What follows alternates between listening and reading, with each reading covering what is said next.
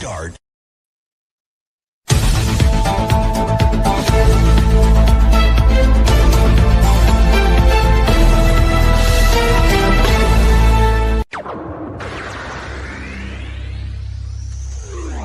Five, four, three, two, 1, 0. Let's start.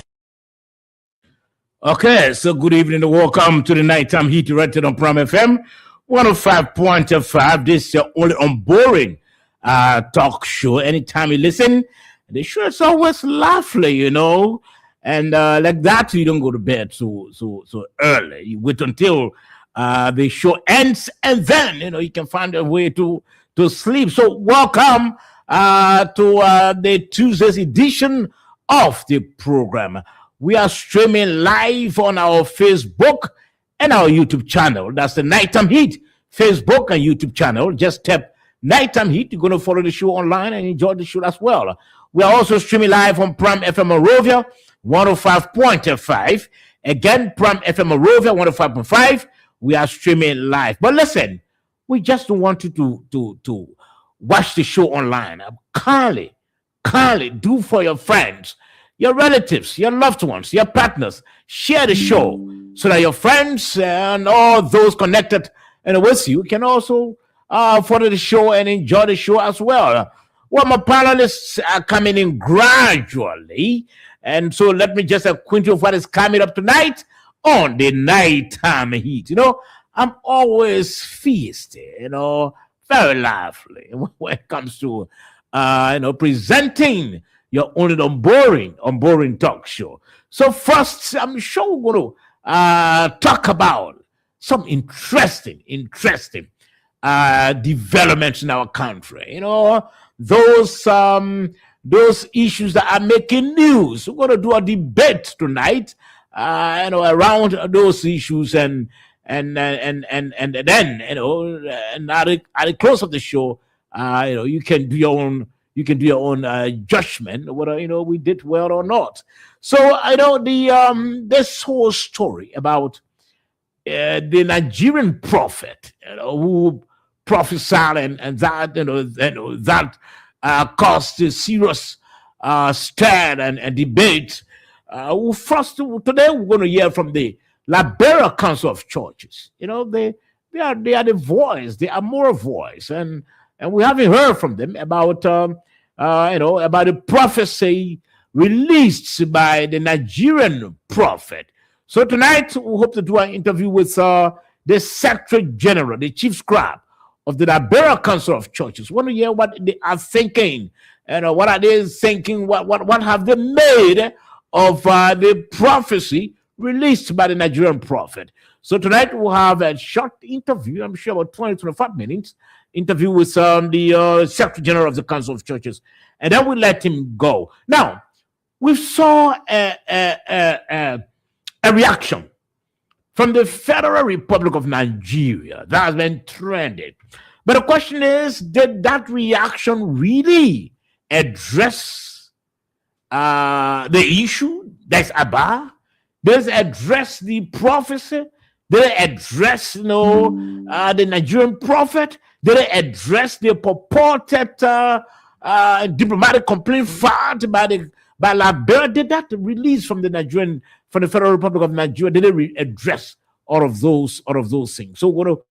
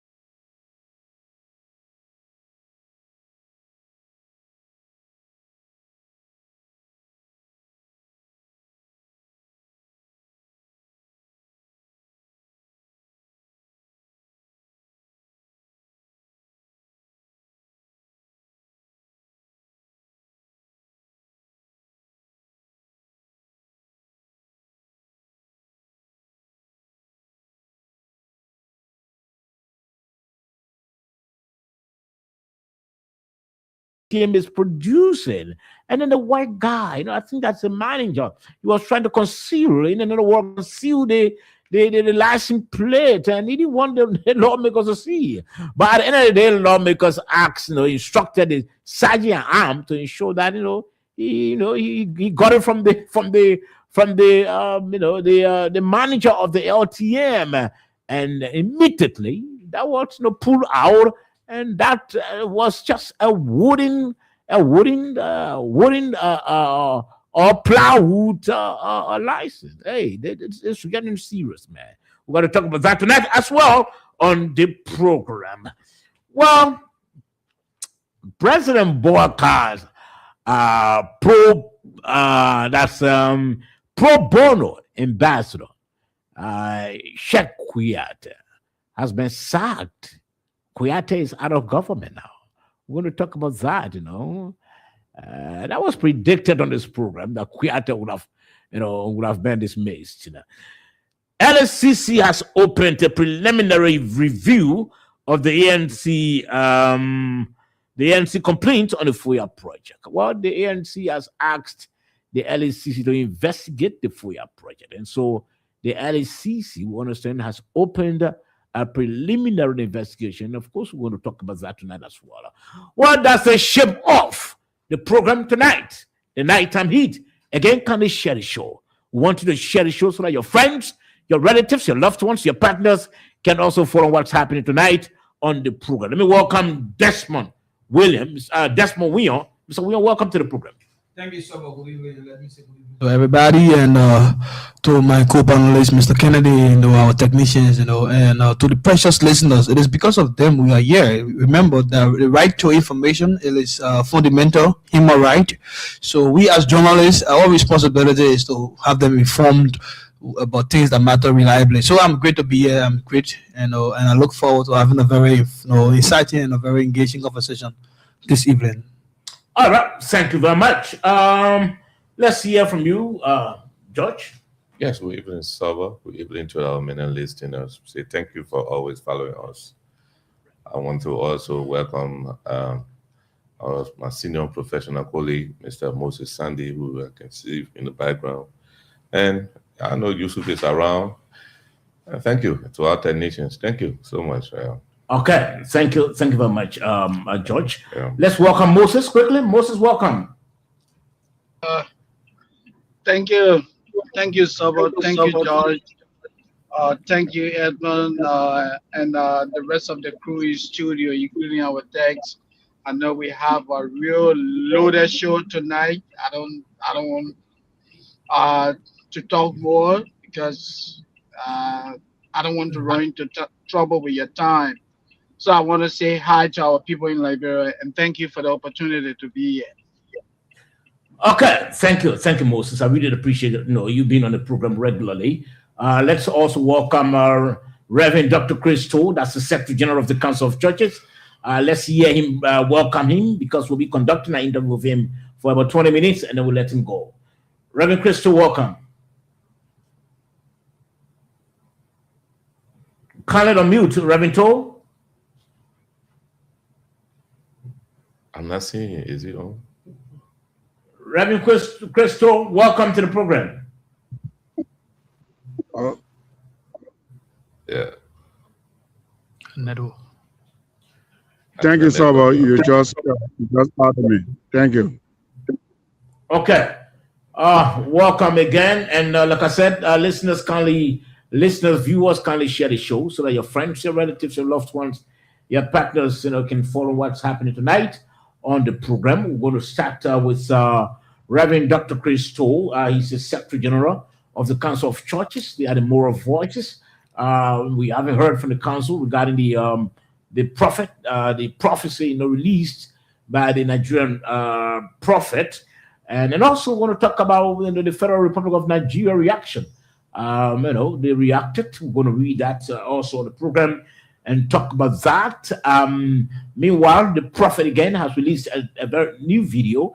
We're going to talk about that as well. The Senate today confirmed the new chairman of the National Elections Commission, Jonathan Widow. But one of the senators, in fact, had a reservation. So we're going to talk about that as well on the program. The drama that ensued at the House of Representatives.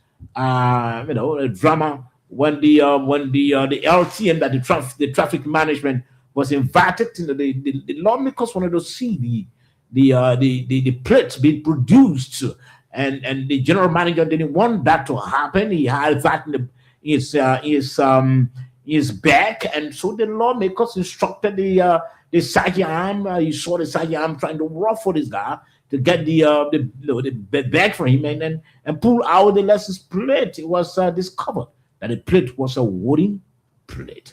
We're going to talk about that today. Okay, so do we have the video there? So we can start with what Reverend Dr. Chris told quickly. Let's play the first video that was released by the Nigerian prophet, so we can hear from the Council of Churches. I told them in Liberia, I said, your president is confused. They started howling. They are bragging. Let me give you one more. Your president is confused, but you cannot understand. Your economy will you will suffer in Liberia. Hardship that you have not experienced, you will see it. Your eyes will not open until when the president leaves. I'm expecting you one more time. Things will not go well because your president does not understand what it takes. He's confused. The time of that confusion, you will see it. Before you Liberia to liberate you, time must have gone. Okay, that's the first video that was released by the Nigerian prophet, and that video caused reaction from Unity Party apologists. Some of those.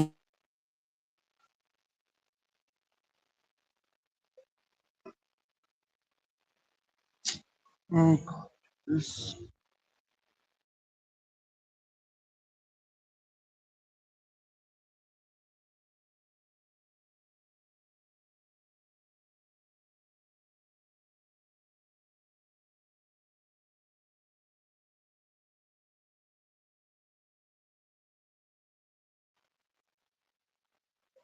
I can't hear anything. The network is crazy. I don't know.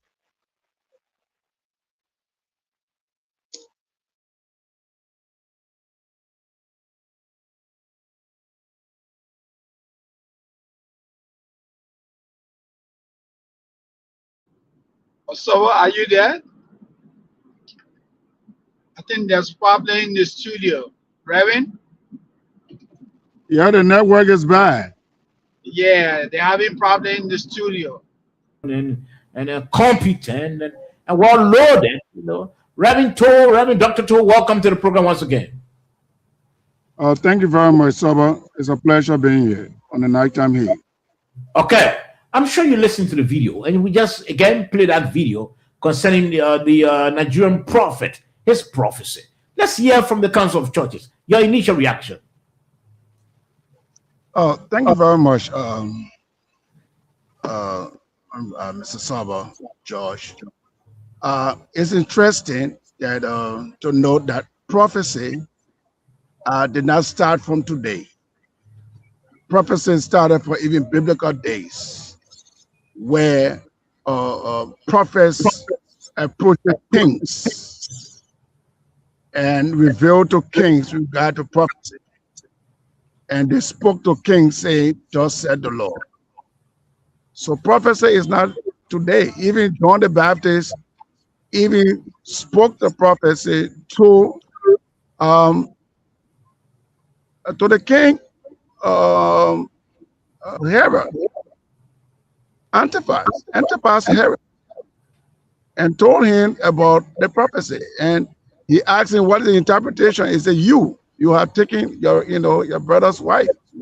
So prophecy is not today. There are a lot of prophecy all in the scriptures. However, in context, looking at what the primate stated, it was not his first time. As I listened to him, he's been involved with this prophecy. He's been speaking on this prophecy for some time. even before the elections and other things, he had been prophesying. So the issue of prophecy is when prophecy are made, we listen to prophecy. There are two actions that we take. We either wait to see whether the prophecy come to reality, or we pray that the prophecy either come to pass or do not come to pass based on the context of the prophecy. So listening to the primate and saying that the president was confused. So in that prophecy, whether it was a prophecy that God was saying to him that the president is confused, that is the main issue, whether it's a prophet or whether he himself was saying that the president was confused.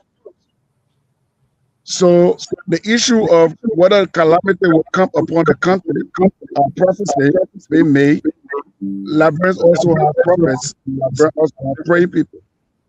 So when prophecies, a lot of prophecies have been made from the day of even Mother Dukery and other things like that. Prophecies have been made. And all these prophecies, some of them came to reality even after the demise of these people. Okay, so, let me hold you there, Reverend Dr. Crystal. You are a pastor, you are a reverend, you know the Bible than many of us on the show here do know. There was a prophecy in the Bible. I just can recollect more on that, where the prophet said to the king or whoever, put your house in order, or else I think it's prophet Hezekiah or whatever, or else you're going to die. Now, you said prophecy is not new. It's in the Bible that God is still speaking to people. But let's ask from the perspective of the council. The prophecy by this Nigerian prophet that the president is confused, the country is confused. Do prophecies come that way? When prophecies are made, it said, "Thus said the Lord." Prophecies, when prophecies are made, prophecies say, "Thus said the Lord." This is the word from the Lord, and that's how prophecies are pronounced.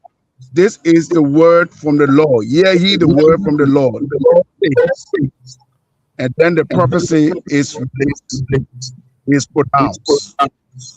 So whether the person who received the prophecy, whether it's a nation or it's an individual, if the person has ears to hear, they will hear. Or if they don't have ears to hear, they will not hear. But now, it's not everything that comes out. My God. Hello?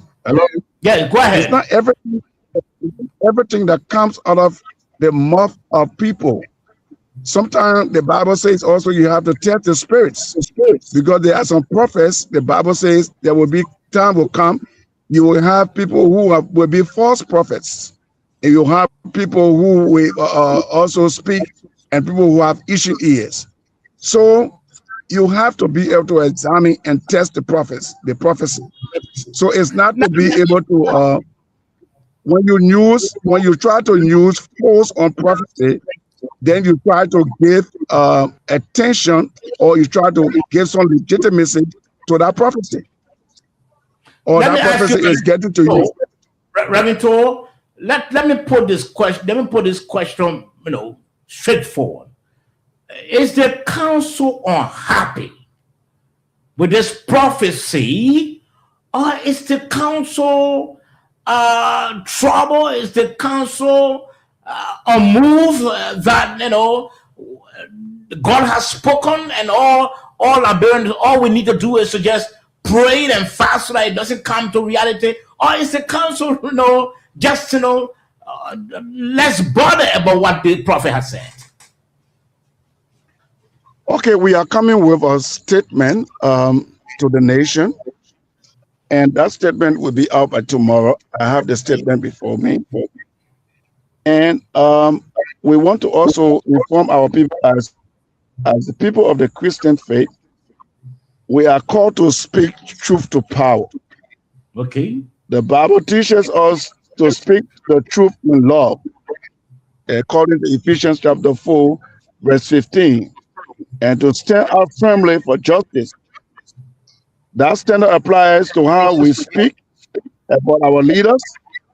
It also encourages prayer to all in authority, for all in authority alongside lawful accountability. So the Council of Churches, or the churches in Liberia, you have different persons.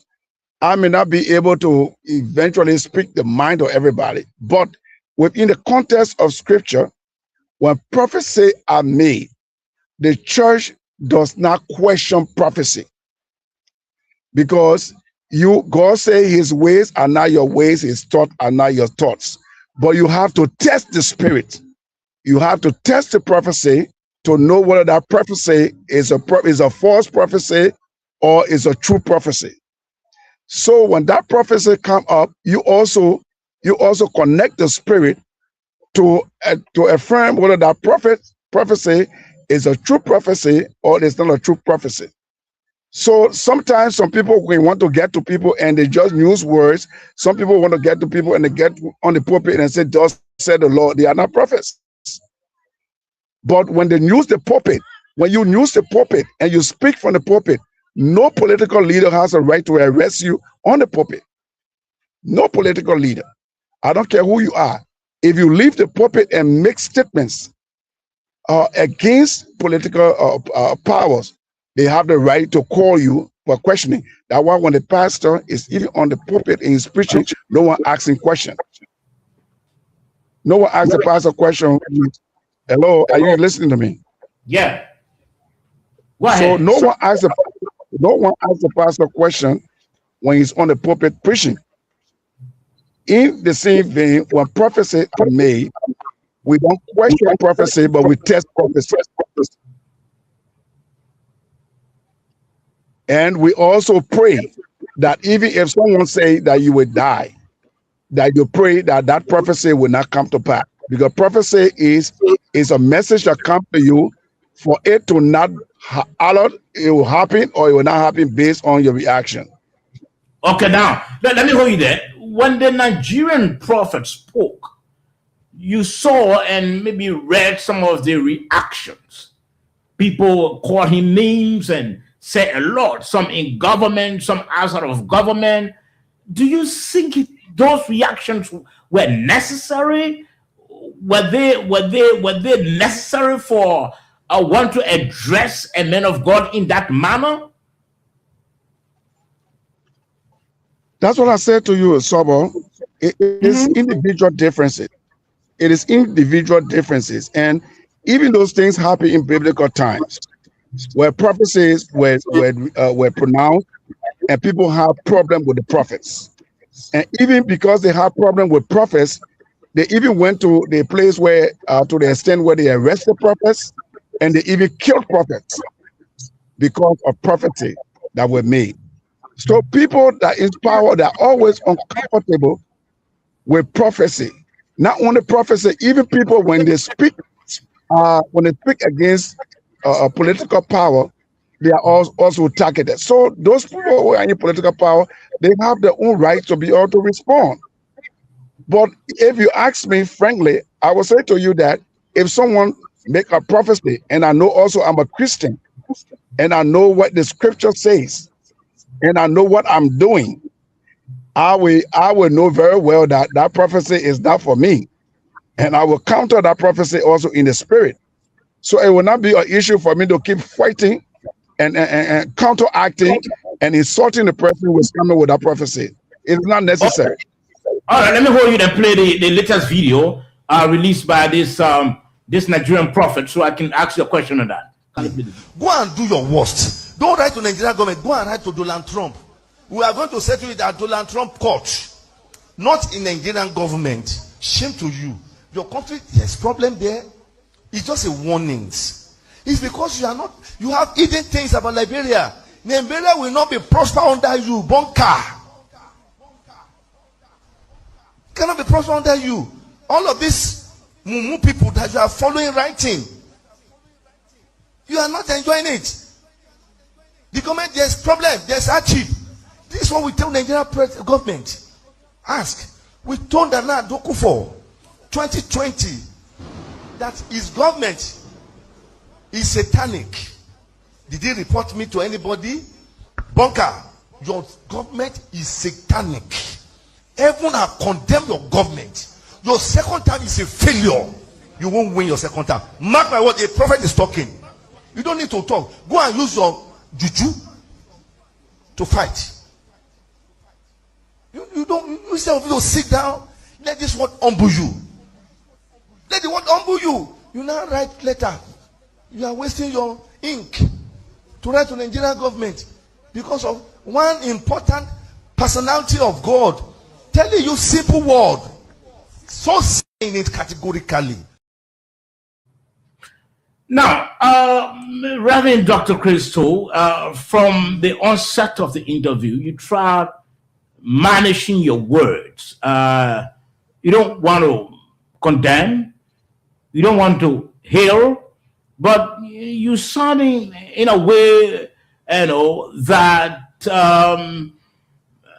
you sound in a way that you don't want to expose, your religious brother to any sort of public ridicule because you think it will not be appropriate. Now, you've heard him. He has come back with another video. Thank you. Thank you. Is this troubling because he came back after all the condemnations and the reported complaint filed against him that were really trigger him to come back? You think all of these are troubling? Thank you. Thank you, Saba. And when I listened to the first one he was saying in terms of this is a message. Now, this one is not a message, it's about emotion. It's about his own emotion and expressing his own emotion. It is not of God, it's not anything that is spiritual. He's speaking of himself, and so he put it, instead of using his ecclesiastical covering, knowing that as a person of God, also to know how to be able to manage, even when you are attacked, he become angry, and so he's operating based on feelings and emotions, and so he has gone off track. The Prime Minister also went off track in the second video, of which it is not ecclesiastical, it is not clerical, to respond in that way. Even if people attack you, you have to use the scriptural way also to just respond to them.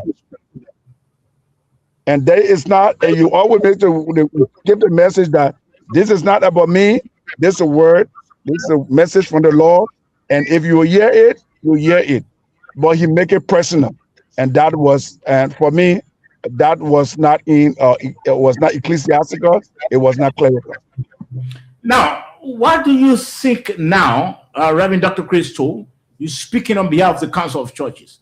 What advice can you give to the government, to Liberians, to those who've been calling him names? What can you say to them so as to allow sleeping don't lie? There are a lot of Liberians, clerics also. There are some prophets also from Liberia that have come up with prophecy. Sometimes our people, the scripture even says, a prophet is not respected in his own home. And even Jesus, during his days, he could not perform a lot of miracles in his own home because of the doubts of his people. A Liberian, one thing I do since I've been around in the civil space, a lot of people don't respect their own religious leaders in this country. They always hail international leaders. They will bring leaders from outside. When leaders come from outside, they will use our political people. It will be arranging meeting for them to meet our presidents very fast. But for them to even organize meeting, to be able to meet, for their own religious leader to meet with a political leader is a problem.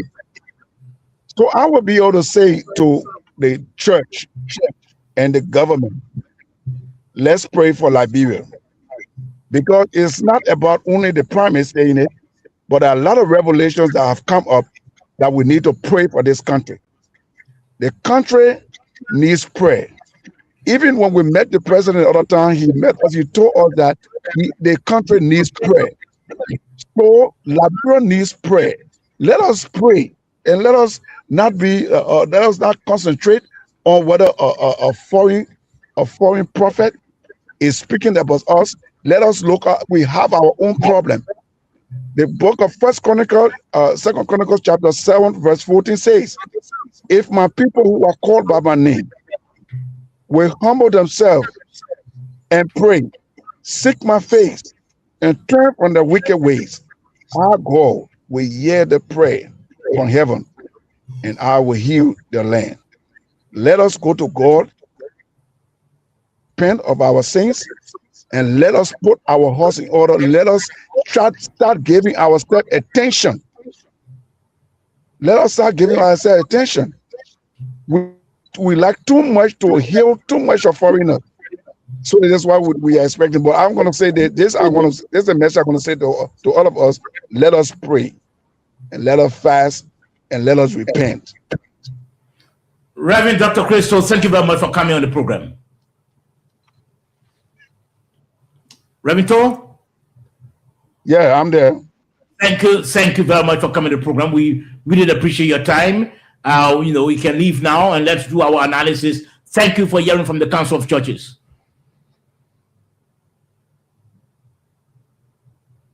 Okay. Now, gentlemen, first let's hear from all of you your takeaway before we can go again deep into this. You're listening to the Nighttime Heat.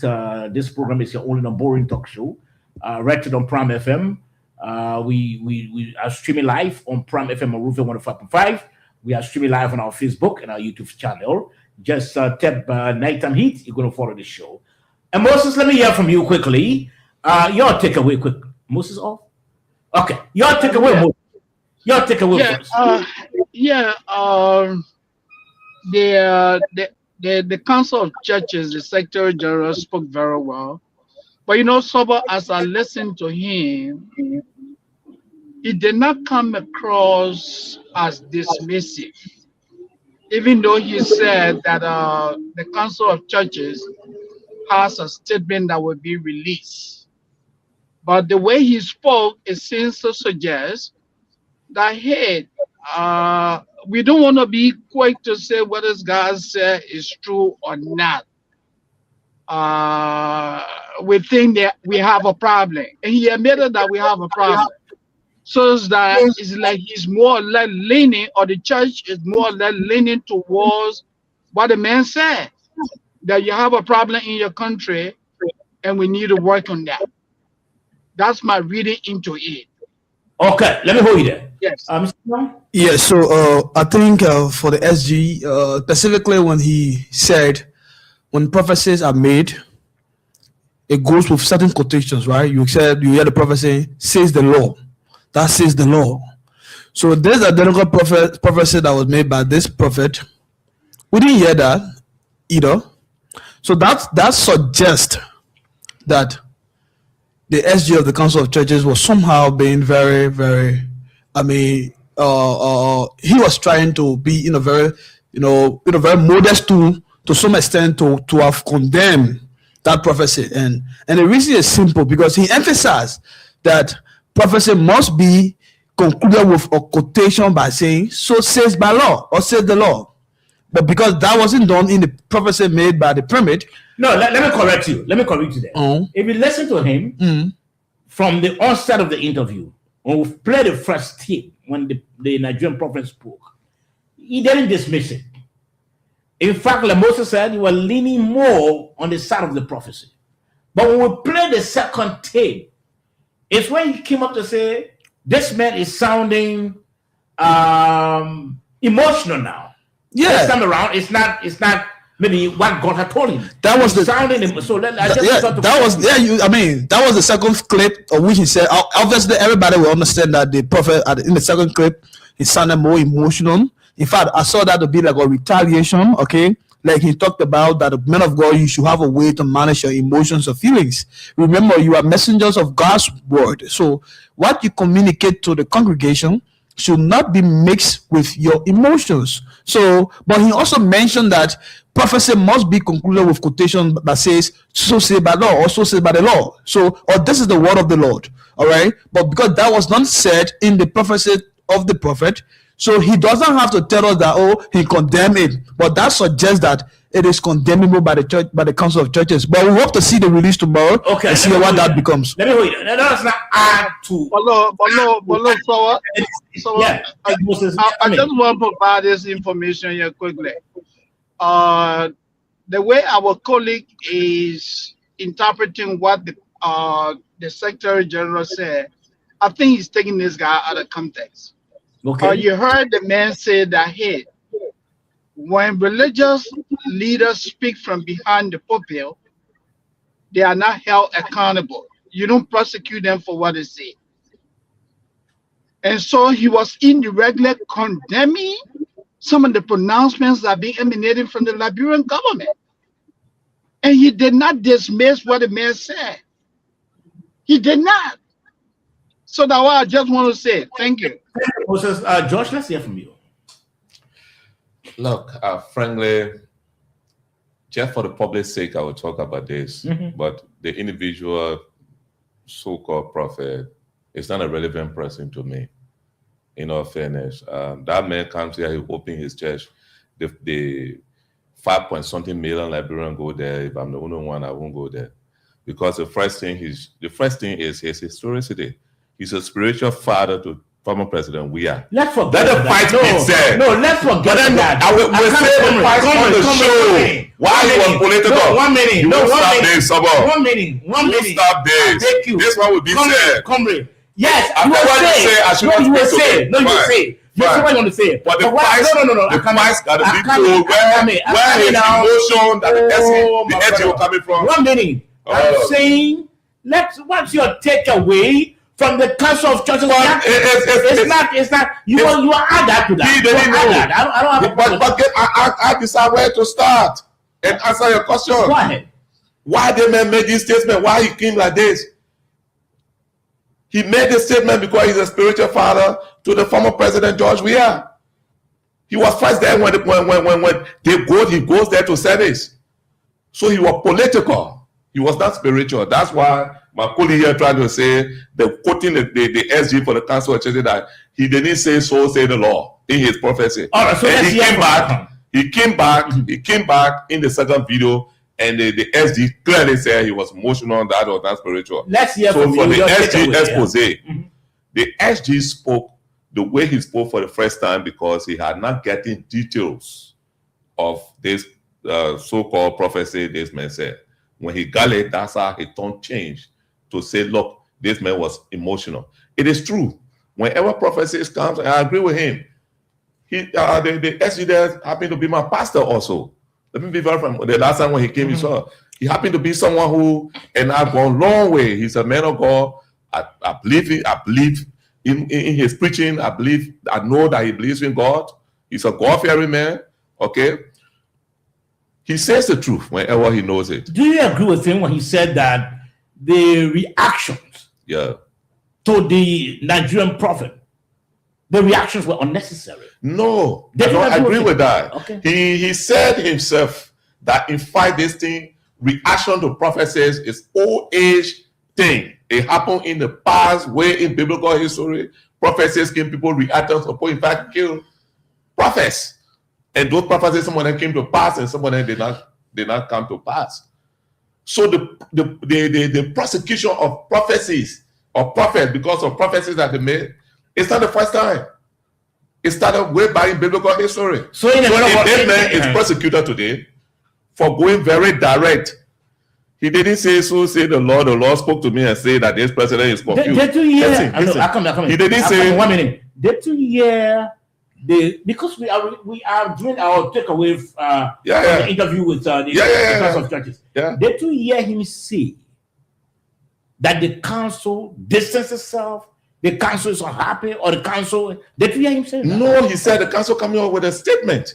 And that is why my colleague said, let's wait and see the council statement. Okay, he didn't discuss details of any detail from the statement from the Council of Churches. And I can tell you for sure, this man I know, he's a balanced individual listening to this. If that content was the way first he was looking at it, that content would be changed before daybreak. He will balance it. The Council of Churches will balance it based. They will include his this man's second prophecy. They will include it, that he was emotional. But they will also call on the public to pray whenever prophecy comes in negative. As he said, whenever it comes in negative, the Bible says, God reveal what? To redeem, right? So when prophecy comes in the negative, people who take it as prophecy the way negative, you pray against it so that it can happen. Okay. All right? Yeah. All right. So Let's about just few seconds. Sometimes let's see this thing from a very transparent lens. The prophecy being spoken by the prophet. If you took a deep view of the entire prophecy from its entirety, you get to understand that one, the prophet from the beginning, he never even acknowledged whether that prophecy was coming from God to say, the God has inspired me to say this. He didn't say so. When he just go back to say, Liberian, your president is confused, you will suffer. And then the second video you watch, you could also tell from his gesticulation, you could see to what extent that this young man was almost like he was kind of vindictive, so emotional, angry, like something so terrible has happened to him. Why should Liberians react whether we reacted to him, but forgotten to know that he talked about Liberia as a country?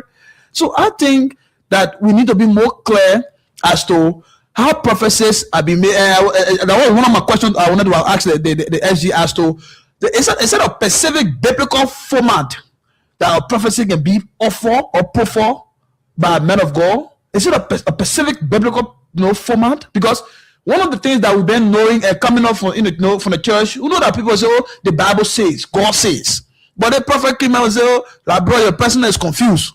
So who are telling you that the president is confused? now you listen to. Let's move forward. You listen to his second video, and let him begin with see Moses on this one. And he went. In fact, he went further than what he said initially, and that was underpinned, I'm sure, by reactions to his initial prophecies. Now, he indicated that the government can even compare him to Donald Trump. Now, Moses, do you think that Liberia would have avoided all of these reactions and statements from a foreign prophet if we had not elevated what he said initially? Let me hear from you, Moses. Absolutely. Sometimes you hear people say, do not make a mountain out of a mold. When something is minimal, in speaking to that or elevating it, where exacerbated situation, you ignore. Some of us who are in behavior modification, what we tell people, that's what we call attention seeking. Meaning the person wants to do something to grab your attention. When you recognize that the person wants to grab your attention, ignore. Act that the person doesn't exist. That's what the Liberian government could have done. This thing was on social media, act like this man does not even exist. All what you say, all the noise, now, all the thing about the man coming and making mockery of the government. He said, look, take me to Donald Trump court. Because what you are already giving this man the elevation that he was looking for. You have made this man prominent more. For the fact that we see a publication from the Liberian embassy in Abuja that this man was complaining. After 48 hours, then you have people from the government. We'll come to that. For the government to come and say, so thing. Look, the government elevated this thing. There was no need for that, Saba. Okay. There's no need. Let me stop there. Let me hold there, Moses. Mr. William. Yeah, so to be fair, Sabo, while it's true, I strongly believe biblically that prophets should be respected. They are servants of God, and we are not in the right position. That was why my initial comment on it, I said the manner in which the reactions we received by some of those in government were all wrong. Okay, but to address the second video, to put the first. No, we are not talking. Yes, okay. Why not the second video? Yeah, the second video to put the first to where they belong. That he expressing that in fact the government should complain to Donald Trump. In fact, he waiting for the second coming. So the question is, you think we would have avoided that? Would have never elevated this man if we didn't react to him? That's the question. So it is two ways possible, right? The first and foremost thing, I'm inclined to know that the government never issued a statement or never complained him. That's one. So therefore, the government did not elevate him. The government as an organization did not. Operators of the government elevated him. They are individuals. There are individuals who have the right, to speak, to say what they want to say, how they feel. So what I'm saying is that yes, why the government had an option to have which they are bad not to have complained, or which they didn't do. Also the Ministry of Information never issued a statement to say, they issued a statement to condemn it. They didn't do it. We'll talk about that. So, but what I'm saying, Liberians have the right to react to men of God about their country, because it is not about the government; it was about the country. That all the country will suffer. Okay, let me wait there, George.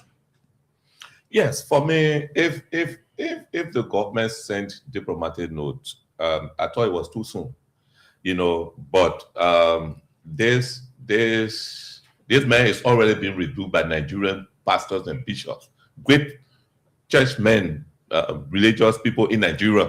They said he's under barrage of attacks. That thing he was saying about Liberians, not Liberians, it's all Nigerians. They on his back.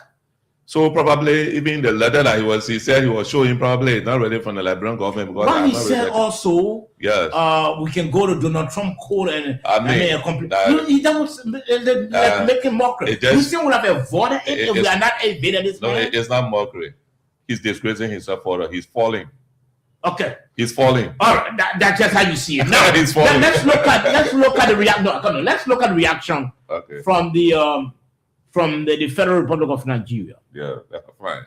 The Ministry of Foreign Affairs of the Federal Republic of Nigeria wishes to draw the attention of the public, the diplomatic community, and the government of I'm reading from my phone, please. Of the Republic of Liberia to a fake letter currently circulating on social media and other online platforms, allegedly signed by the Honorable Minister of Foreign Affairs, Ambassador Bianca Odumigwu Ojukwu, you put down names concerning statements attributed to Nigerian religious leader and addressed to the Minister of Foreign Affairs of the Republic of Liberia. The minister wishes to categorically state that the said letter is fake. Wow, it's fake, unauthorized, and did not emanate from the Ministry of Foreign Affairs or any official channel of the federal government of Nigeria.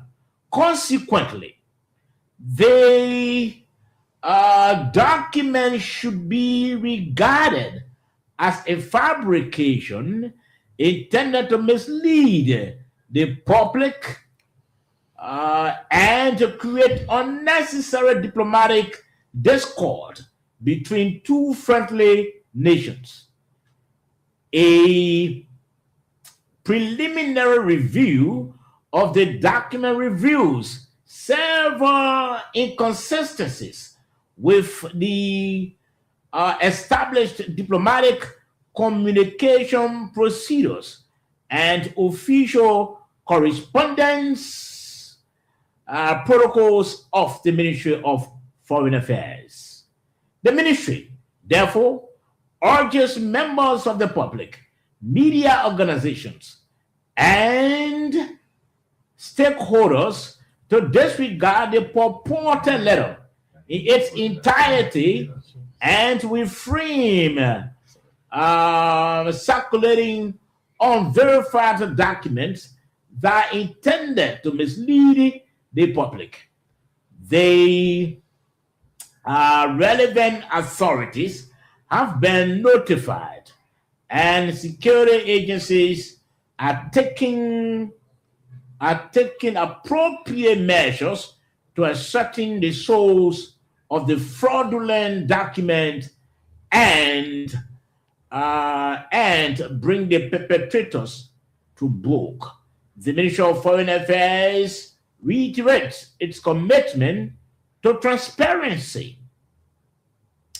professionalism, and responsible diplomatic engagement, and assures the government and the people of the Republic of Liberia of Nigeria's continued friendship, goodwill, and highest consideration. Signed, Kemebe Omotimi Ebiamfa Nipo, spokesperson, Ministry of Foreign Affairs, Abuja. Now, Moses, let me begin with you on this one.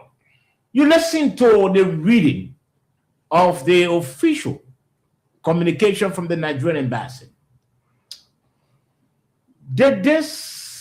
Because this document, this reaction came to what was circulating on social media and mainstream media about almost 48 hours ago, that the Liberian government had complained the Nigerian prophet to the Nigerian authorities.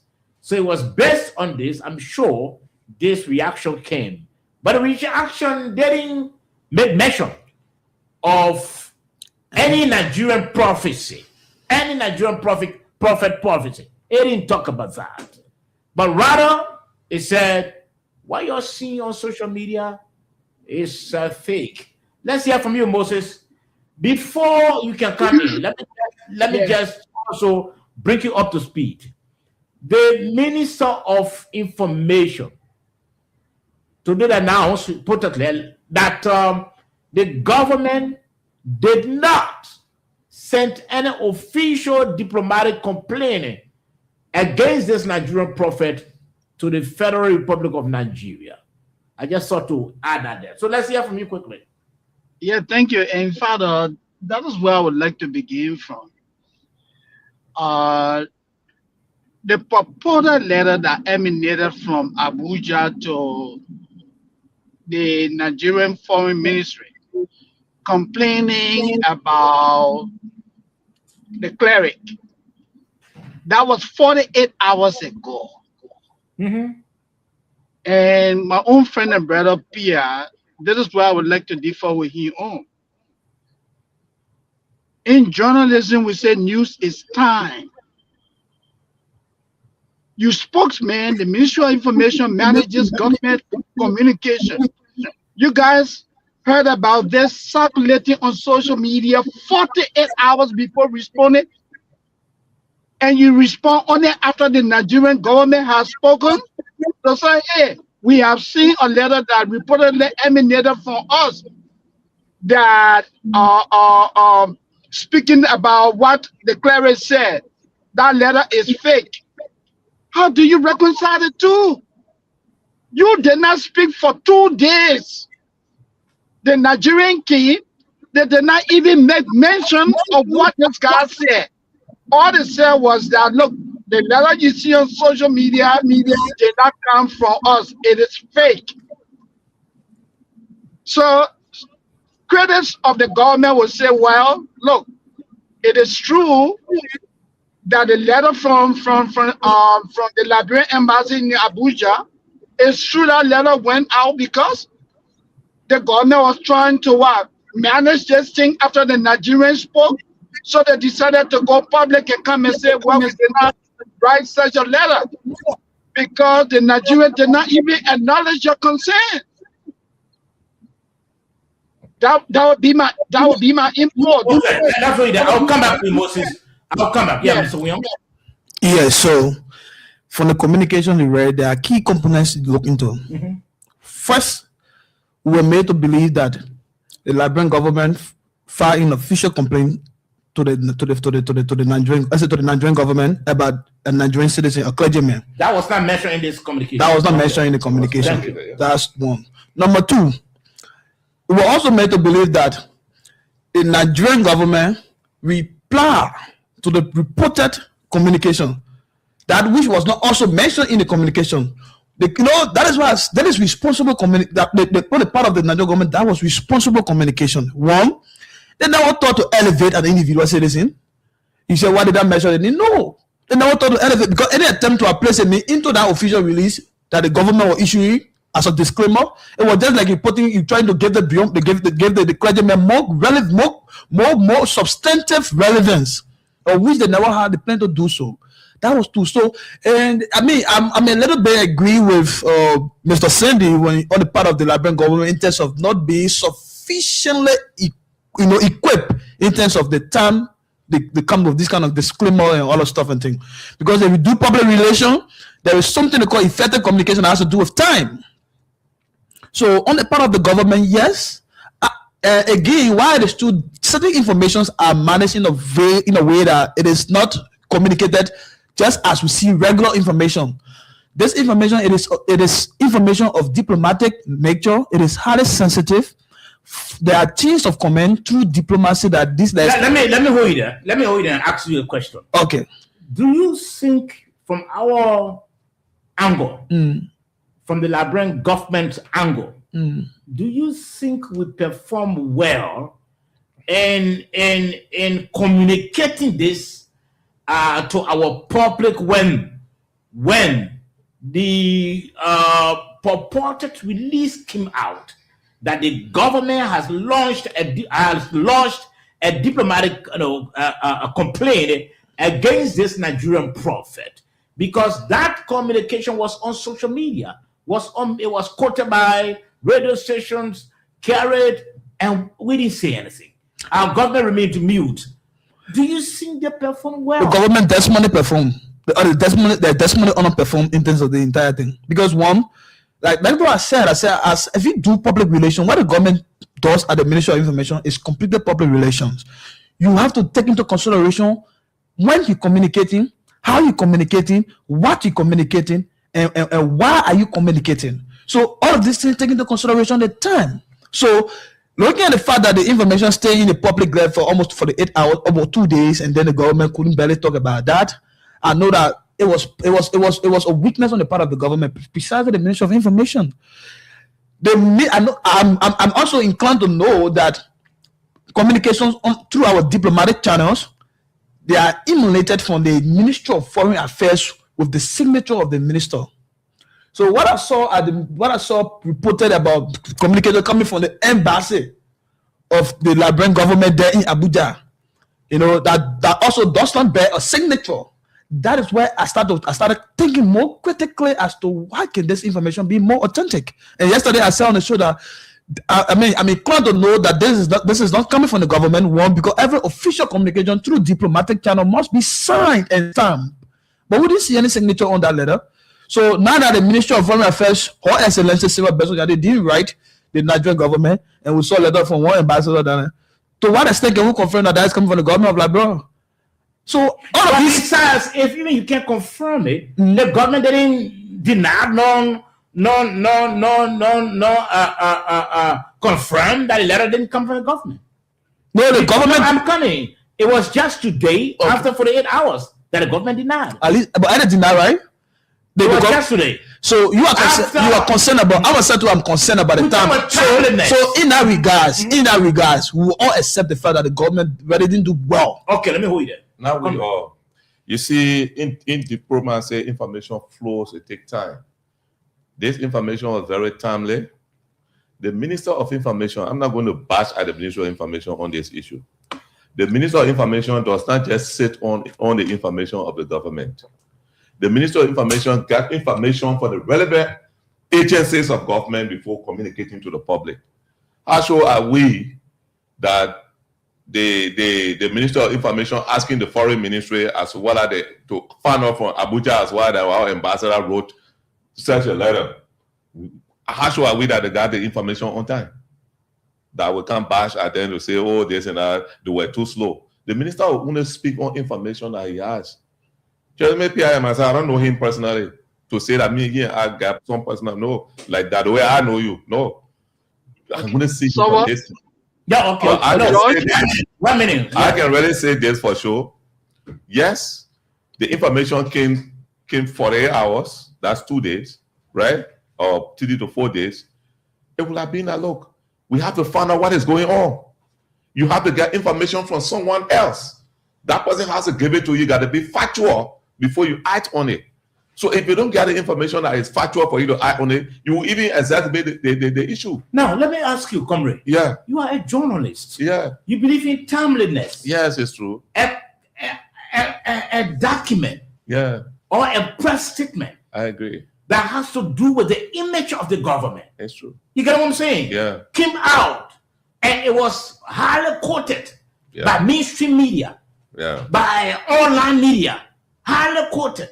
Mhm. If you even check it up, foreign media has even quoted that the Liberian government had complained. Then you are here telling us that the reason why the Ministry of Information came out lately to deny this is because they couldn't get information from the Ministry of Foreign That's why Affairs. I say it is possible. You are also a journalist, and you also work in public sector.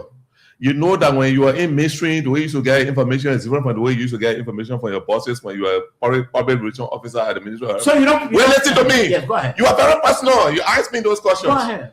I said here the other time, I told my brother here, the way mainstream journalism works, it's not the way it works in public relations when you're working in the public sector. And you should not be asking that question. No, I'm Because asking yesterday, you. I'm asking you. yeah, listen, yesterday you sat there and you knew how you struggled to get some information out. How some of the bosses dodged you to give it to you. No. Then you wanted to bash at them. No. Nobody's backing You say he didn't come on time. Don't misinterpret us. Yeah, you The said point it. of the matter is Yeah. the point of the matter is that I'm still stressing Uh-huh. that this information, if we continue our communication this way, it will always turn negatively in the ears of the I people. agree. And that's why- I don't know 1 minute. Yeah. We did the But same no, thing. so, This way. so, Come. You know, One minute. Wait. 1 minute. Just to express No, my, come 1 minute. just to express my little discernment. Okay. Everybody was speaking, getting all the chance they spoke, right? They were agreeing with you, I agreeing with them. Even my comrade here, he asking all the Always several accusing questions. me. You will ask me if I wanted, I think, say, okay, I'm going to the other person. No. You spoke. Go. And you learned. But I didn't learn Okay, all learn. this. You just told me that. No. You spoke. Go to and Moses. learned. Let's go to I Moses. asked you the question. I asked you a question, and Go to- you responded. Go to You Moses. responded to the question. Yeah, Moses Go to coming. Moses. look, let me say this. I agree with you, George. It takes a lot of coordination in government, but the world is moving at a very fast pace. All it takes is a phone call. That's all you need. You take the phone, Minister of Information, you call the foreign minister. This communication they are saying on social media. Madam Minister, are you aware of this? The minister tells you, I will get back to you. She calls Nigeria to issue their statement. Nigeria says no. It's not going to take 48 hours. Not at all. Absolutely not. It that is is just a phone call. 1 minute. You You come. take 48 hours? You take 48 hours now that Nigerian man is running with that. He said, you complete me. We're meeting Donald Trump court. You said the man's making mockery of your country? It's not making mockery of the country, but of himself. Yes. You understand? Okay, Moses. Let me really address what he said. How sure are you and myself that even when the Minister of Information called the Foreign Minister, he got her? How sure even are you myself about he got her? How long? George. Let me announce. I think the Council of Churches is still wants to be part of this. How sure are we that this communication between these people move as fast as we communicating with the public today? They got a word called empathy. When people go reckless, we all can sit down here on our particular FOIA issue. We said they were wrong. The disjointed information of bringing, we said they were wrong. But this, I won't sit on this radio tonight and just blame it and say you are wrong. It depends when Mr. Pia got the information from the relevant authority to communicate. And when Mr.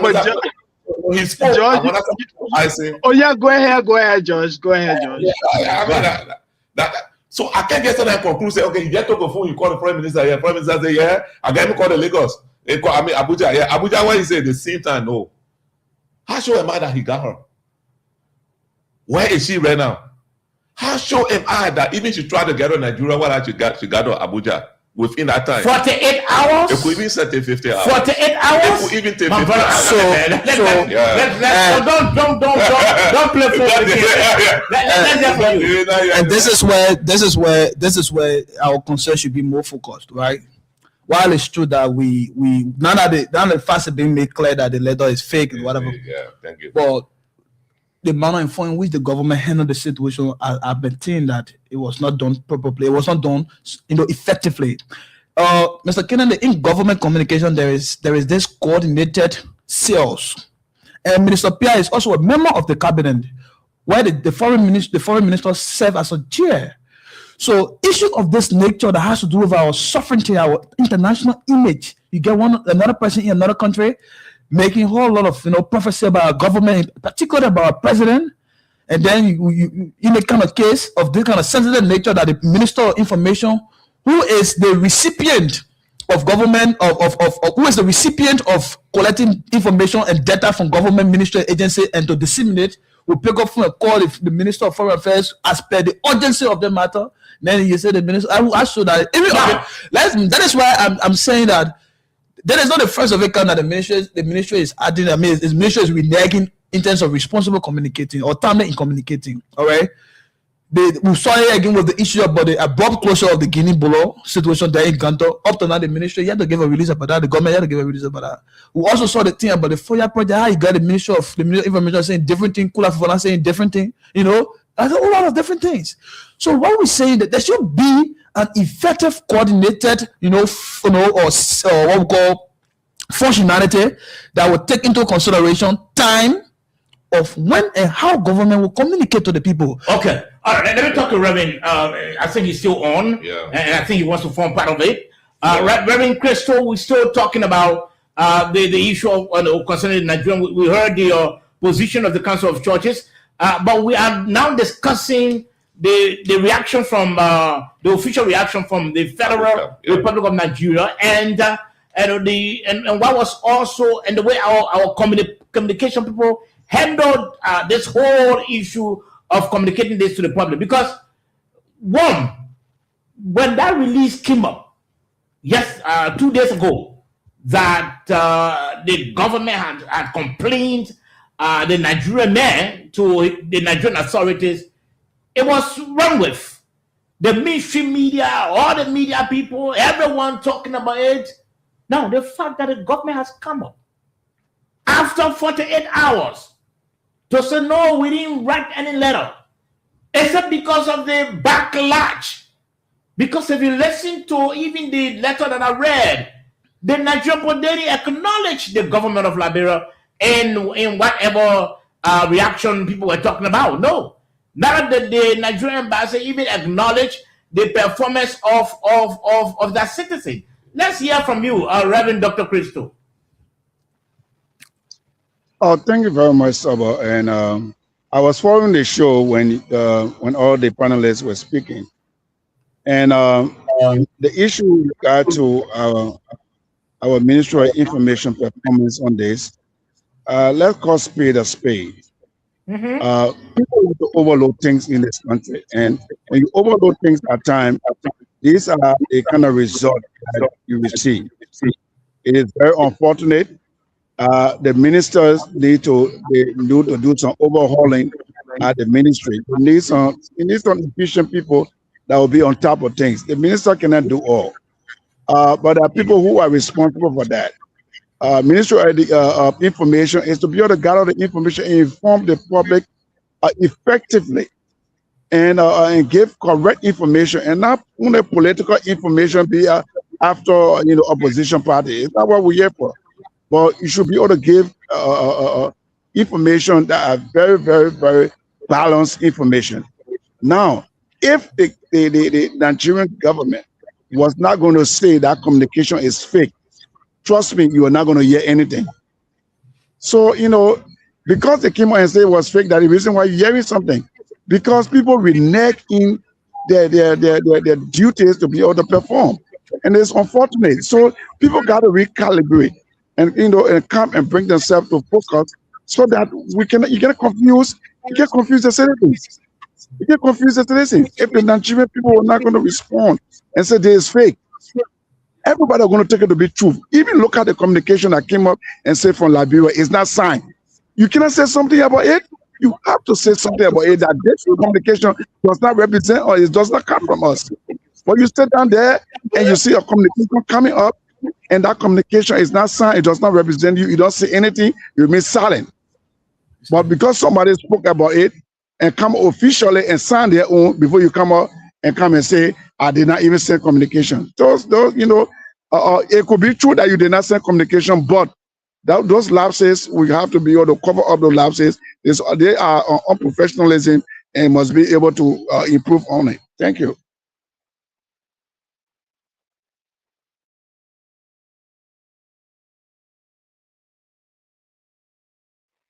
I don't know where you get me. I was speaking. You got me? Hello? Yeah, Reverend, I got you. Maybe they're having problem in the studio. Okay. I think you spoke very well. You're absolutely right.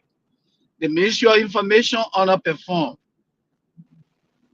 The Ministry of Information underperformed. You take 48 hours? 48 hours. Just imagine. Let's go ahead. Wow. It didn't really take 48 hours. But Okay. Now, I think he landed. Thank you, Reverend To. Thank you. And this is why I can't really comprehend. We followed the Minister of Information when he served before as presidential press secretary. He was very robust and effective. Yes. Under former President Ellen Johnson Sirleaf. Now serving as Minister of Information. We see every time a delay, we see a poor performance. That ministry was headed by other people before he went there. We saw the way Bropley ran that ministry as Minister of Information. We followed the Louis Brown. We followed the Ledger Hurini just in recent time. What will it cost the government? 48 hours. You know what people were saying around? You know how it brought the government to public ridicule? Or the government had complained about it? Or the government, because people saw this and they read it. And the government could not come up to say, no, what is in the public is not the position of the government. It does not reflect our position. Rather, it's fake. You waited until after 48 hours. Then you come up to say, what is that? Saba. Yeah. Saba, let me just ask you. And they created that space for the clergy to become so emotional. Oh, yes. Because if they were going to say that this communication does not come from us, you are not going to respond. So just okay. For the sake of the show, yeah. It's done. I want my brethren to know that. All right, George, I follow you. This whole thing with this clergy is well planned. This man is part of this fake communication that going around. This This is complete cornet behavior. He's part of it. He's in our web. He's not someone who is clean. Who was not in who was in the This so-called. we are talking about the reaction. No. He said something. He said something just a while talking about. The SG for the council of churches said. We are not talking about who behind it, who part of the club. We are talking about the reaction, the late reaction of the government. When you are talking about the late reaction, but you are saying that because they delay to react, that one made the prophet come back. I have to tell you, say this prophet is part of this web. The entire fake document are going around. Okay, he's part of it. So we'll have to. We'll have to. You're not getting it at all. We'll have to transition quickly, gentlemen. You're listening to the Next Time Heat, right on Prime FM 105.5. Well, today the National Elections Commission, the National Elections Commission today confirmed the chairman of the National Elections, the House of Senate rather. Today confirmed the chairman of the National Elections Commission, Jonathan Wieder, who has promised to effectuate some of the rules on the book, including silencing small political parties that didn't reach, that didn't secure the 2%. That's part of his plans as well. Today he was confirmed, but during that session, one of the senators had had a reservation. Let's listen to Senator Koga, and we can talk about that as well. 89. First start with Chapter X, Autonomous Public Commissions, Article 89. The establishment of Autonomous Public Commission and power of legislature to enact laws for their governance. In that, there are like 4 or 3 areas. The following autonomous public commissions are hereby established, and this is established by the Constitution. A Civil Service Commission. We just enacted that law. Instead of civil service, to be Civil Service Commission. And then we have Election Commission. Election Commission, upon the establishment of the Election Commission, there was specific training given to the Election Commission when appointed. 7 years. All commissioners, chairman and the commissioners. It means they should work in conformity of that particular training given by the law. Because the law was created and that power was given by the Constitution, Article 89. So in that light, where the legislature enacted a law giving a specific timeline to a commissioner, election commission, these areas, GAC, they are critical areas to national concern or growth and development. In order to make them non-laissez-faire institution, you got to carve a law that will govern them from interfering. So when the time is given, it should be in conformity and you should comply within that turning. The election commissioner then, Councillor the lady, Deviata Brown Asama, she was appointed, nominated, subsequently confirmed and appointed by the president to serve the period of 7 years. In that light, I think she left with 2 or 3 years on expired term. Where the commissioner had resigned, the framer of the law had given a particular timeline, which is 7 years. So whatsoever tenure left unexpired, whosoever that will occupy that position should serve within that period. Afterward, if the president, he would have been confirmed for the unexpired tenure, at which time, when the time is over, if the government finally fits, then they can make a net decision. But to give him 7 years is a violation of that. So were you pushing that the confirmation that took place today be for the completion of the tenure of unexpired tenure, expired tenure of Deviata Brown? Exactly, that's it. Because It's specific. Why will you be specific and deviate? Then the argument they brought was this position is not an elected post. Fine. But you, before you become an elected official, the institution that internalized you before emerging as a legislator is the election commission. So putting somebody there, you cannot go contrary to the law to get a person carte blanche. That's Senator Koga from Nimba County, and that's his argument. I understand he didn't cast his vote for the confirmation of Jonathan Wieder because he believes some violation was taking place there. But Moses, let's hear your takeaway. Yeah, thank you so much. So let me just say something quickly and leave. You know, when you listen to a senator, the expectation is very high.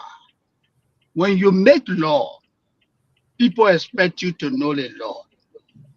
But when a senator speak from the point where people are wondering, that man, does he know what he's doing? It raises a lot of concern. The senator is in error. Nowhere in the world.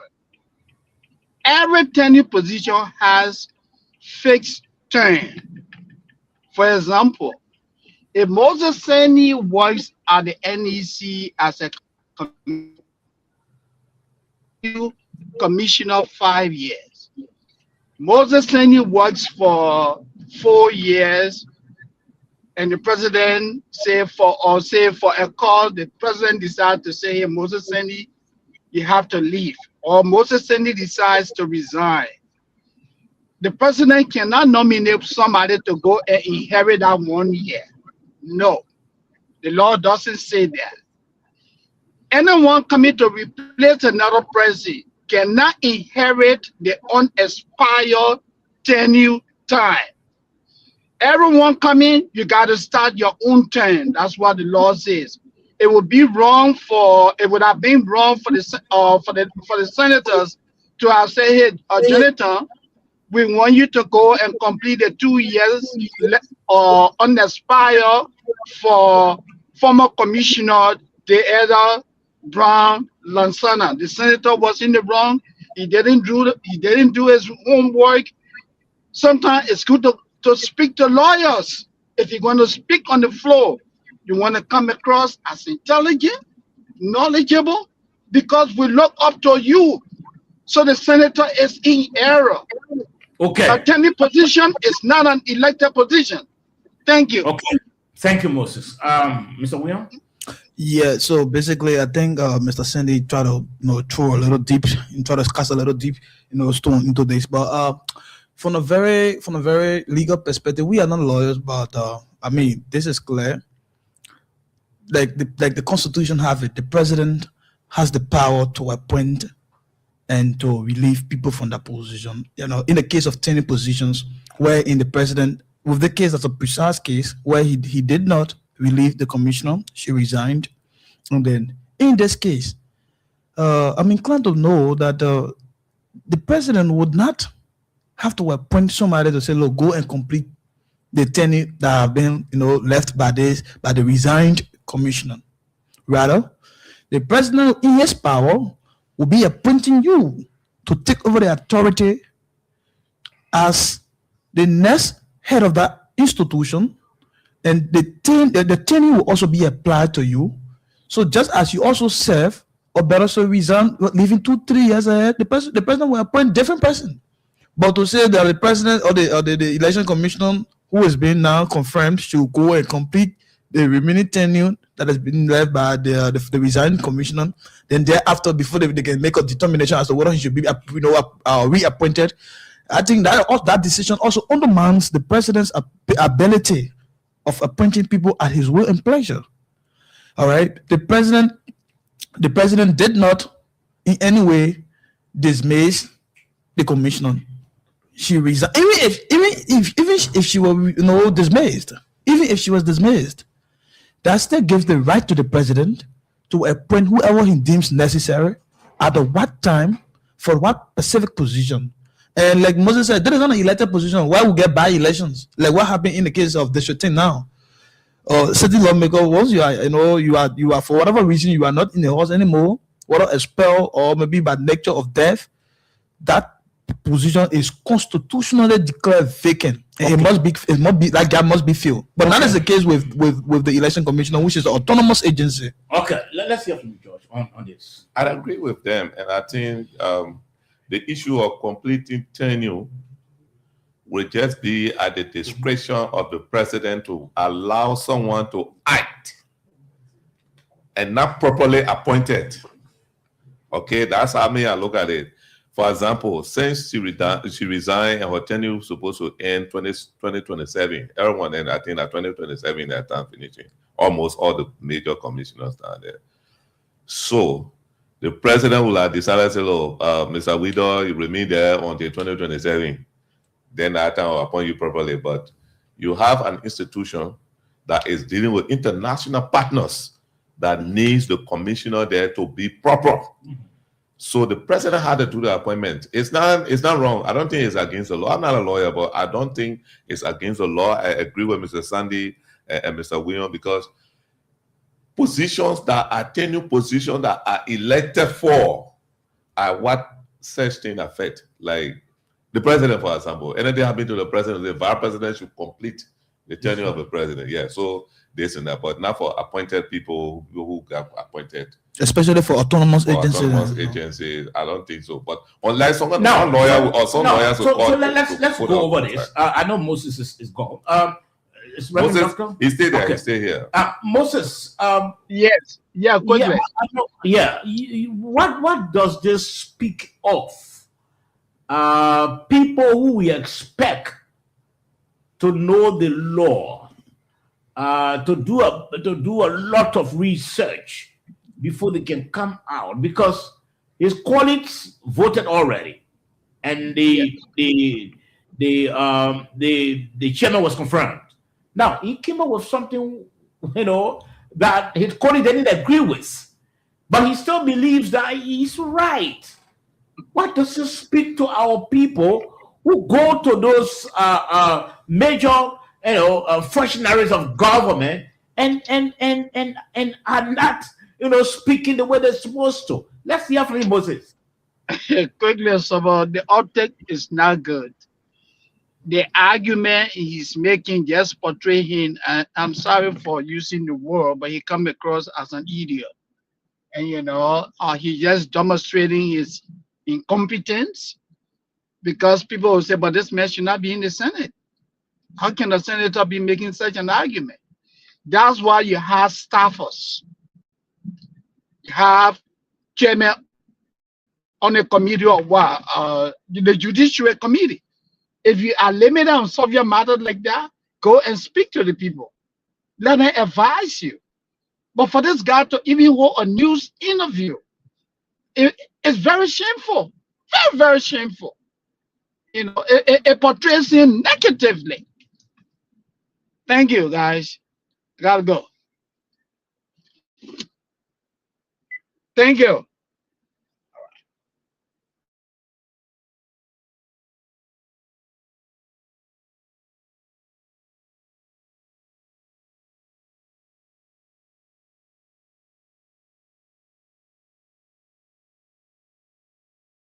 Legislature, that is not just a house for anybody, in my view. I couldn't believe that is not a house for anybody. Yes, our democracy, our governance structure may be open. Once you reach the age of 25, you can contest. You live in the district for 1 or 2 years, you can contest. But I think that is not ought to just becoming a legislator, becoming a representative who is charged of making laws. You should know the laws. Look, at the House of Senate, you have well-learned lawyers who are senators. You have the likes of Senator Chie, who was also the chair on judiciary. These people all voted the confirmed commissioner. So where will Senator Coker come from? And then he say, in quoting laws and whatever. Again, you gotta be careful. For a political reason, you gotta be careful, because that is the interest of the person who is being referred to as the political godfather of his county, the vice president. So if he is now trying to vote in open chamber the interest of the vice president, then that speaks to a whole lot of bigger thing that we cannot just predict just on the surface. So I think that's a whole lot of different things. He needs to be taught in a very professional way. Not everybody who are legislators, with no disrespect, that understand even the house rules. Okay, let me hold you there. Now, you said something, and that could be a continuation. Before Koga and the VP, they've been at variance. They've been at each other's throats. So You think that's the continuation of what's happening? No, I consider this as just someone who misread the law that he made. Just to take the politics all to make it responsible a bit. And, someone who misread the law. I thought that the lawmakers are politicians. Most of them politicians. They are politically. So most of the time they don't know the law. That's the reason why I told someone, I said the laws that they made, so long those laws are not being challenged in court, they remain laws. But the court can strike the laws down if the court sees that those laws that those guys pass are unconstitutional. But until someone challenges those laws, some of those laws, they will be applicable. They will be enforced, right? So he's a politician. He look at it from a political point of view. Probably he was carried away by the 1 year balance turn and say, look, somebody got to go there. We vote for the president confirmation to fill it up and then go there. Because why I'm saying so again is because the political tension, the noise in Nima County has calmed down between the two. Senator Koga has reduced his ego a little bit because the tension was getting high. Apparently, the dealers of Nima County have been talking to them. But I feel that, and I also tend to agree with my brother when he said that eligibility criteria, but with a little conjunction, but that the intent of the framers of the Constitution, from my reading, I'm not a lawyer, is to allow the lowest segment of society, all strata of society should be represented to talk for their people, the educated, the uneducated, the half-educated, and to be there, and that is why you who the educated there, you have to make the case to try to convince those that you can convince for them to be with you. But when I think the Senate today for the decision. Okay. Yeah. Moses, you okay? I think it's running on. Okay. Now, gentlemen, let's try. I know we will have to exhaust the time, but let's look at what happened today in the House of Representatives concerning the traffic.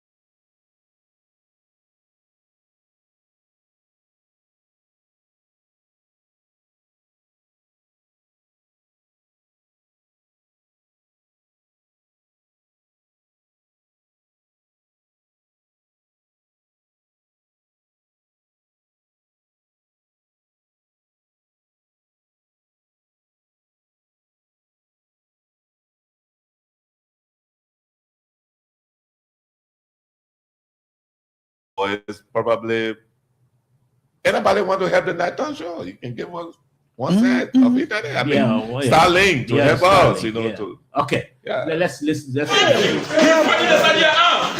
report my son.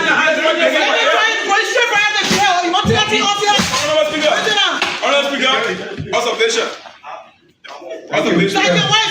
It's a temporary custody. What's in there? What's in the car?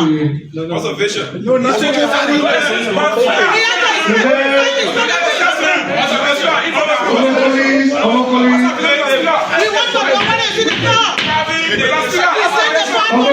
So, the head of LTM in a tussle with the sergeant arm, refusing to turn over the lesson plates.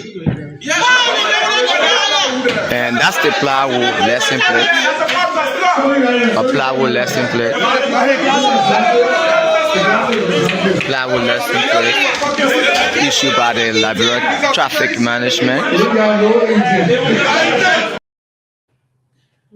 Gentlemen, it was dramatic.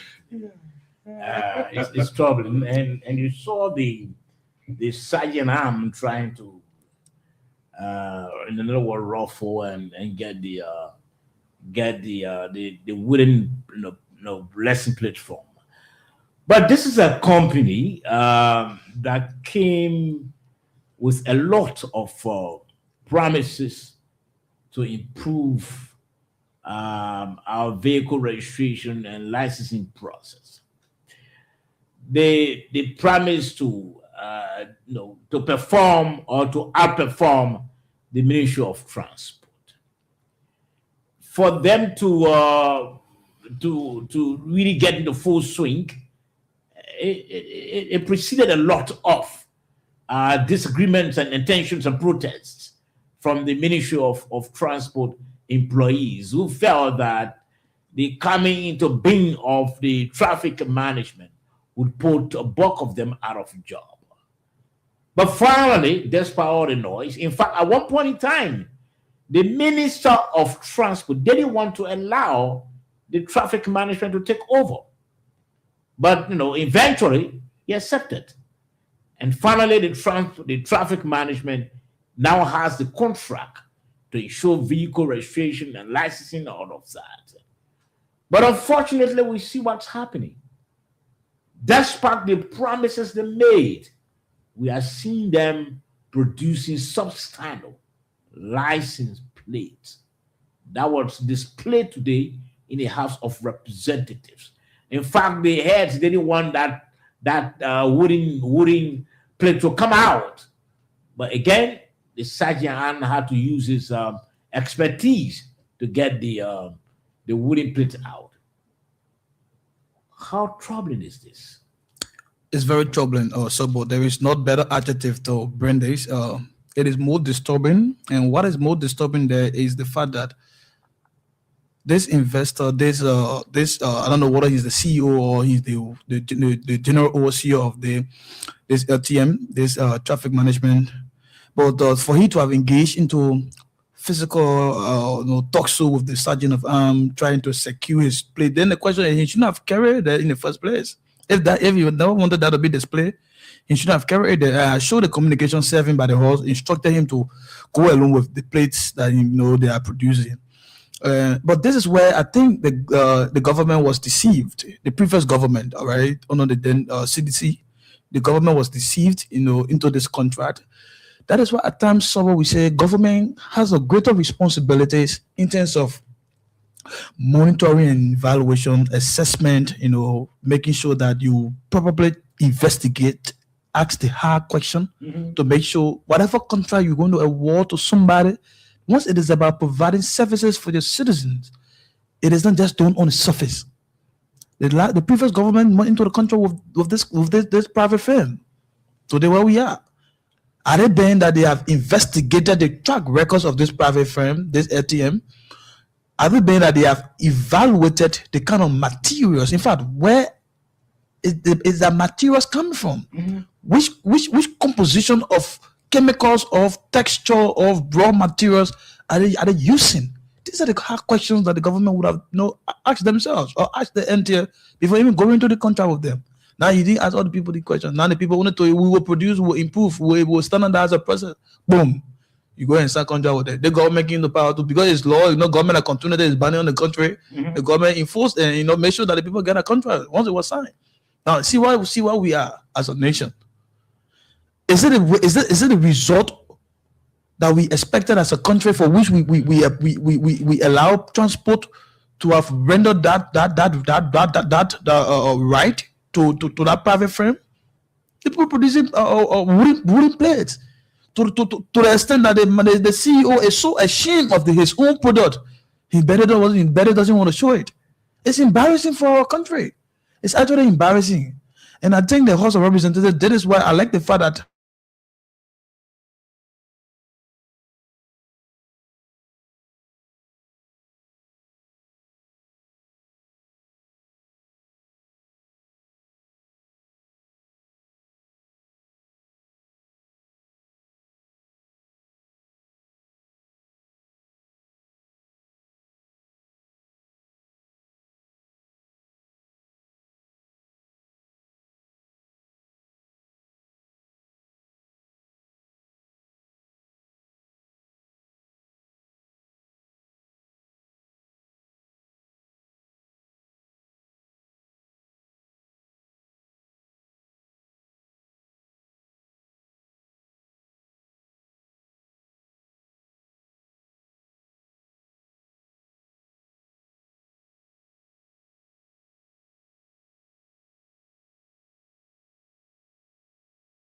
the Liberia Traffic Management LTM concession.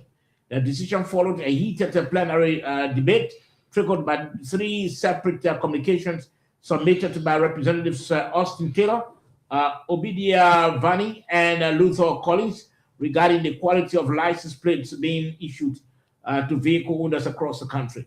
During deliberations, lawmakers raised concerns about what they described as substandard service, delivery, and the issuance of temporary blank license plates, which they have argued to have generated public dissatisfaction and raised questions about the implementation of the concession agreement. Okay, let me end it. George. That's where I was going. And I don't want to repeat what Mr. William, my colleague William, said here, but it's 100% true. And we argued this thing, we debated. In fact, we brought a guy from transport here, and we pushed for the government to nullify, but professionally on our international concession policies, you couldn't cancel the contract if the man already gone to Supreme Court on his case and everything. So they just had to start. Now they started, they're proving that they can do the job. So the legislature has the right, the authority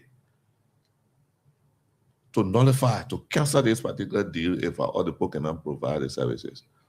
Yes, it's true. I just registered my vehicle recently. The driver, I mean, the lesson player guy is heavy. The lesson player hanging on that tire is heavy. Me, I don't know what other player was it, I put it there, right? It's heavy. So I saw the documents, the registration documents. That's different. They gave me a pass, I call it almost like ID card, so my picture not on it with my information on it. Anytime police see me, I should show it to them. All right, it's something, right? So that's why I said, but what is this different from transport?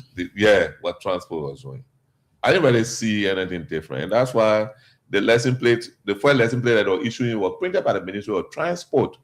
My own friend, Brother Patrick Pia, the ministers, they spearheaded the printing on those plates. The Google plates you see, apparently it's finished because of that thing they stopped. So they issued that, so they are only now producing and the ruling plane and the producing. This is an insult to our country. Of course. And the legislature, these guys feel that Liberia is still the same. This country is changing. People opting for the best. Yes, it's still corruption stay here, but good amount of people in Liberia, even in the Senate, in the legislature, they're opting for the best. They're not going to allow you to can't treat us the way you've been treating us here, like in the past. Like for real.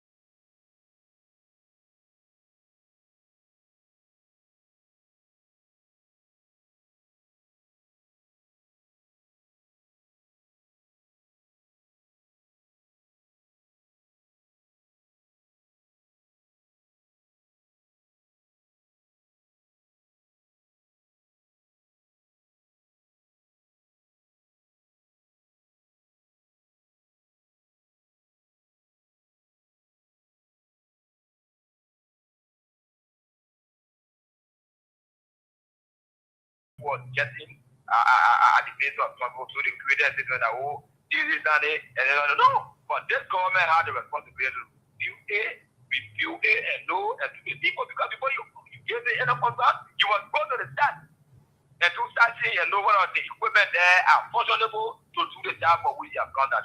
Okay. All right. You made a point. Thank you very much. 0776-540-987. That's the number to call. I've been talking about a couple of issues. Let me take this other caller quickly. This caller is back. It's on the line. I see this a different caller. Let's hear from you. Your name, sir? Yeah, good evening. I'm Musa Dixon, calling from Broadview, district number 17. Let's hear from you, sir.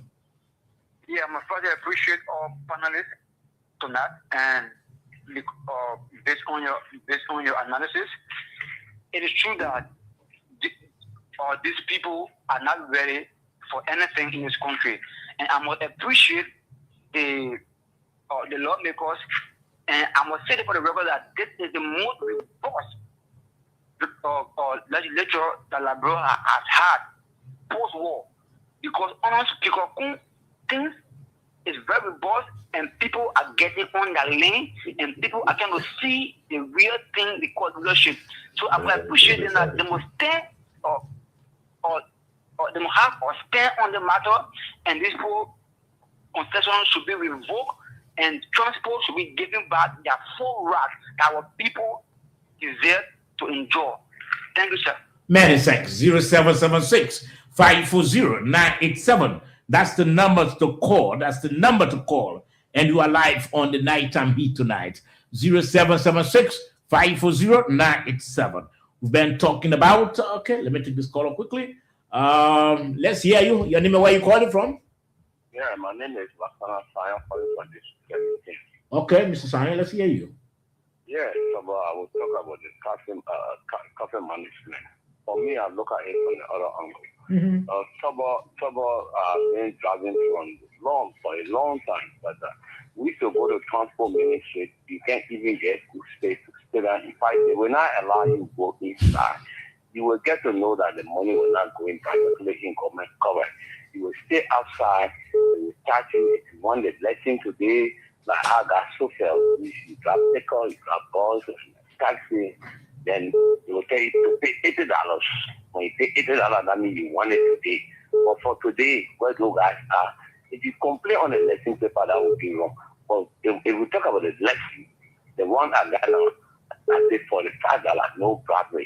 Once you pay the same day, you can get it. You got good sleeping capacity outside where you sit and wait for your lesson. You go to transport ministry, you pay that $80, they will not give you space inside. They will tell you to go around. Anytime they're ready, then they will call you before you go for it. Okay. Look at it. Thank you very much. Many thanks. Let me take another call on the line. Good evening. Good evening, Plateau. Yes, sir. And good evening, your listeners. Okay. I'm Ginger. I just have you calling from the Port of Kuta. Okay. Yeah, man. So thank you very much for everybody tonight. But what on my mind is the Nigeria pastors only.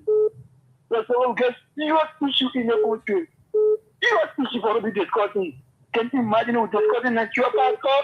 Then we're in Nigeria. So we are expecting Nigeria pastor like you do. You know why I say Nigeria pastor for Nigeria?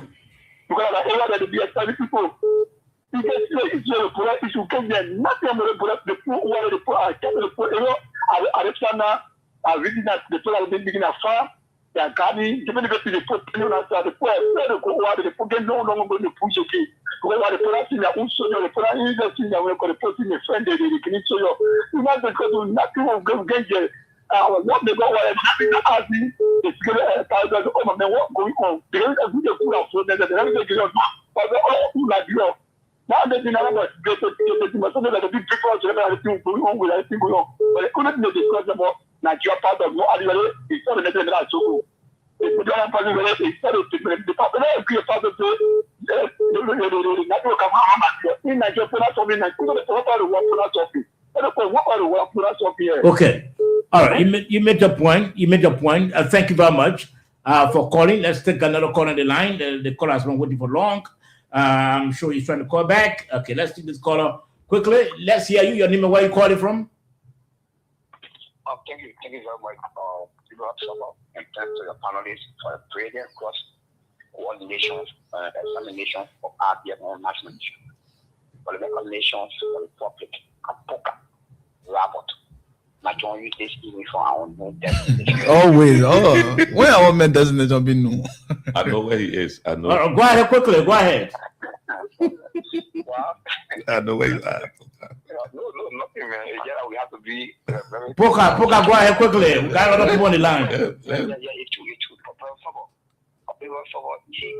see our government, for them, we hating our government, but the proceeding of our government, it seriously embarrasses us or loud. It embarrasses us or loud as a country. There's no political business, there's no party issue business. See, they want to happy. See, they don't want to happen for God. So we got serious issues that is affecting our country. Economy is being back and roll, people is escalating, all the things of government need to focus to what our government is going after things that have no different on ordinary masses. We have no logic but no complaint. Why we bring to our economy? What benefit it will bring? What the education it will educate our economy? Logic has a complaint. Okay. All right, you made your point, Puka. We can keep you along. And let's get a call on the line. Good evening. Yes, Good sir. evening, Yeah. How you doing, sir? I'm okay. This is Raymond here from the province. Let me appreciate the first of all the government and the legislature. Liberians, we must not look at the negative side of the government always. We should also look at the positive side. When we speak on the negative side, we should also speak the good one. Then God will move the country forward. The traffic management, we say it from day one, they will not do it. Yet the legislature called in. And the way they called in, they're trying to justify, you picking cattle, I think it's better let the transport ministry take the contract, and whatsoever they postpone, then again the government sign contract, sign the agreement to pay them back small, because they're doing nothing sober on a slow. When it comes to the issue of that preacher man, I think he slipped. On a serious note, religious day he slipped.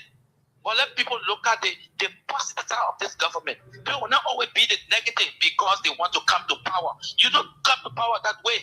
Your time finish, you finish. So the good one there for your government, come for the national legislature. I think you see them, they are very repulsed. And we pray that they do the right thing. Like the traffic management, they should be behind the traffic management until that contract can be better in commensurate with the life of the Liberian people. That will be better for me. My recommendation to the government, the judge should go back to the Ministry of Transport to serve the Liberian people. Okay. Thank you so much. Many thanks. We'll take a little more calls and we'll wrap it up quickly. 0776 540 987. That's the number to call. Again, 0776 540 987. That's the number to call. I've been talking about the reaction from the Nigerian government. The reaction that didn't even mention about the let's see this caller quickly. Like I said, let's see this caller quickly. Good evening. Good evening, Saba. Yes, sir. My name is Jeremiah J. Koo. I call from district number 17. Let's hear from you, Jay. Saba, to the bishop, the pastor, the prophet issue from Nigeria. In my mind, the bishop prophecy was a sentimental prophecy. In how much he can be getting angry and reporting, talking about press conference and XYZ. He's just exposing himself that he's political and his prophecy is sentimental. When it comes to the traffic management, I started saying I've been one of the questions that I've been seeing this. If this traffic management is a company that the police director are checking, then the president is sensitive. Someone always supporting the government strongly. We don't let evidence. This is bad. The traffic management, they are not doing well. Let them take the contract from them. Let them take the contract from them. Some of us are voting on autopilot. Since so many levels that voting in this country, I vote for Liberia. That's the reason why I get signed up for a political party. I'm after Liberia. So if you don't do well, I take my vote for you. Okay. Let the president be smart. I love the president so much. Okay. And I support him. So you should try to wash up and try to do some good thing. Okay, many thanks. Let's take this caller quickly. Good evening. So, good evening, and good evening to your panelists. Yeah. So, B. Fofana is my name, member of UP Intellectual Bureau. All right, so let's hear you quickly. So, let me say this: the pastor, the imam, any religious person or any clergyman, if you decide to go political, you are a Satan. Nobody more even trust you again. Because to be a religious person or to be a clergy, imam or pastor, you must be twins mother. But I'm not believing the so-called reverend that so-called prophet that talk about our government is confused. So, including that all in a prayer, whether you vote for the government or you not vote for the government, that all he referred to as confused people. He said we are confused. So if opposition is doing that one talking about that government confused, no, who confused in a prayer more than the opposition here. Okay. Up to that, they still confused. Okay, you made your point. Like I said, we'll take on the 3 or 4 calls. Let's take this caller quickly. Good evening. Let's hear you. The calls are still coming. So, good evening. Yes, sir. Quickly. Good evening to your.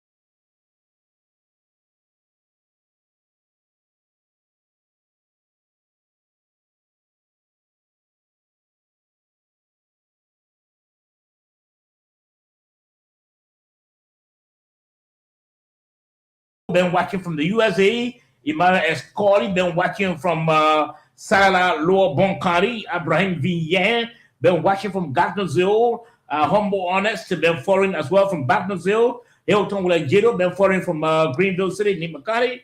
Greenville City, Sano County. Monica Pan, been following from Babylon, Loking Town, where we can call all of you. Time has caught over for us. It's ready season. Let's hear from you quickly. Your party comment. So yeah, it's great. It's great. Let me say thanks for the time, and we appreciate all of the colors, your views on the governance issues. That normally you would not have to agree with us at everything we say, but again, it is your right. So I mean, it's a great thing.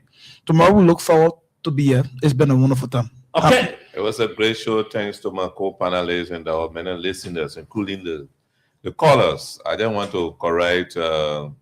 I recall our men always in Harlem. The government did not complain the pastor. The government came up with a statement that they did not complain the pastor. So please, yeah, that's all. Thank you. All right, so listeners, viewers, thank you for listening to tonight and viewing tonight's edition of the Nighttime Heat. Join us tomorrow, God willing, midweek. Until then, Sabo Josh is my name. Have a pleasant night.